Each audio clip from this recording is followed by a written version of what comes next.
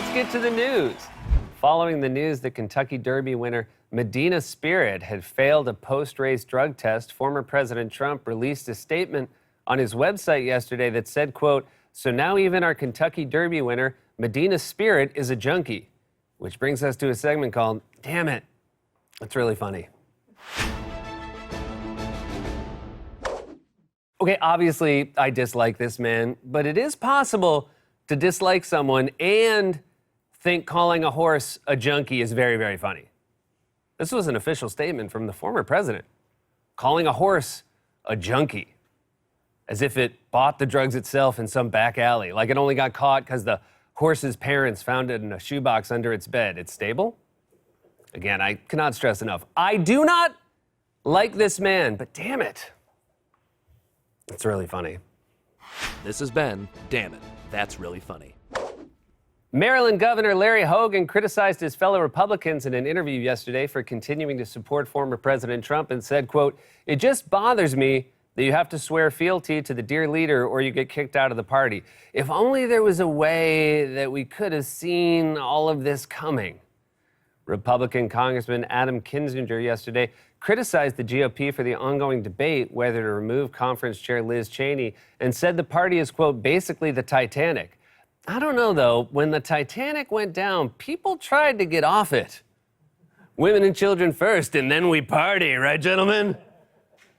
Florida Governor Ron DeSantis signed new voting restrictions into law last week at the Airport Hilton in West Palm Beach and only allowed Fox News to broadcast the event. Also, the Airport Hilton in West Palm Beach is now Florida's only polling place. According to reports, Microsoft co-founder Bill Gates' wife, Melinda, may have filed for divorce over concerns about her husband's previous dealings with sex trafficker Jeffrey Epstein. Wow, even Bill Gates has trouble clearing his history. According to Politico, 87-year-old Iowa Senator Chuck Grassley gets up at 4 a.m. every day, as well as 5:15, 6 a.m., 6:45, and 7:10. That's right, 87-year-old Iowa Senator Chuck Grassley gets up at 4 a.m. every day and often goes for a 2-mile run and does push-ups. Said Grassley, "I do?" The manager of a movie theater in Minnesota was recently arrested for allegedly selling cocaine alongside popcorn and was pretty brazen about it. A small sketch of a bear by Leonardo da Vinci measuring less than 8 square inches is expected to sell at an auction for over $16 million, which is way too high because Da Vinci was originally trying to draw a dog. It's not good. No, it's very good. It's a bear, it's a dog. And finally, yesterday was singer Billy Joel's 72nd birthday, and this time he did almost start the fire. According to reports, President Biden has yet to have a medical checkup since taking office, but only because the doctor has been too busy treating bite wounds. That's right, President Biden has yet to have a medical checkup since taking office. All right, let's relax. It's been 4 months. Besides, at his age, a medical checkup is just you show up, you pass. McDonald's will release new McCafe cups later this year that include vaccination information and federal health slogans to promote vaccine confidence. Something like, "What are you worried about? You eat here."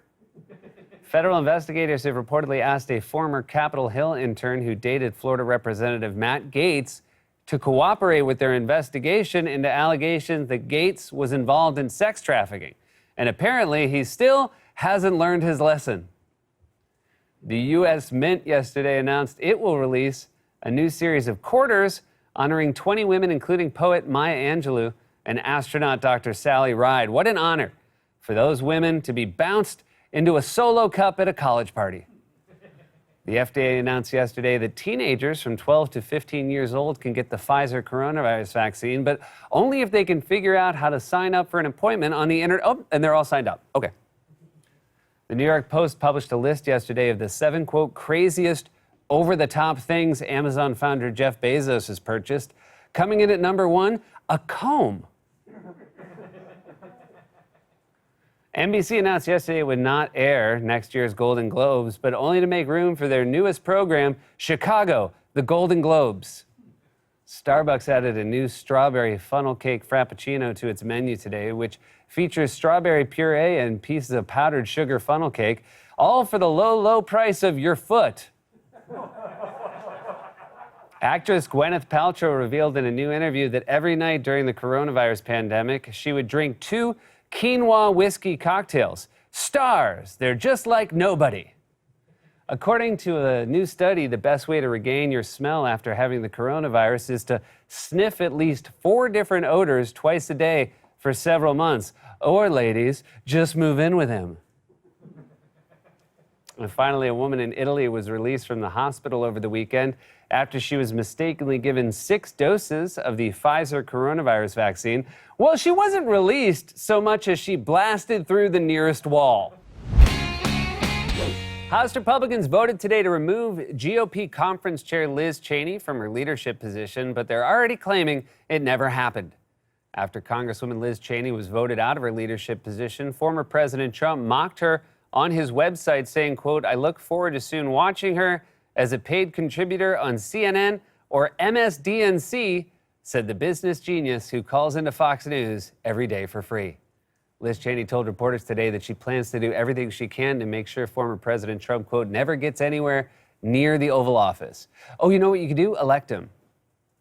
Former President Trump's acting Defense Secretary Christopher Miller testified today before Congress about the Pentagon's response to the January 6th Capitol attack and said he was concerned that sending troops would make it look like a military coup, as opposed to what it did look like, free donut day at the Krispy Kreme in Middle Earth. A rare deep-sea creature called a Pacific football fish washed up on a Southern California beach last week, and it already has a Netflix special. Kentucky Derby winner Medina Spirit will be allowed to compete this weekend in the Preakness despite failing a drug test. The horse will be in stall 6 next to my middle school bus driver.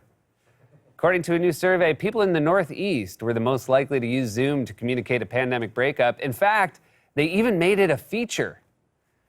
A Swedish robotics company recently unveiled a battery-operated glove that can protect factory workers from chronic injury caused by repetitive manual tasks. "Tell me more," said teenage boys. Tell me more. Famously a catchphrase of our nation's teenagers. Tell me more. And finally, New York Governor Andrew Cuomo announced plans this week to roll out pop-up coronavirus vaccination sites at trains and subway stations because you're not a real New Yorker until you've been poked by a needle on the subway. You guys, I'm not a superstitious man. All I'm saying is that Biden took one picture with Jimmy Carter, and now there's a crisis in the Middle East, a gasoline shortage, and low-rise jeans are back. I don't want to be disrespectful, but he might be a leprechaun. Let me get a picture with you, Jimmy. Oh, you'll get the picture, all right. Take it down. The Colonial Pipeline restarted operations yesterday, 5 days after being shut down by a cyber attack, which is good because we were reaching dangerous levels of smugness in Tesla owners.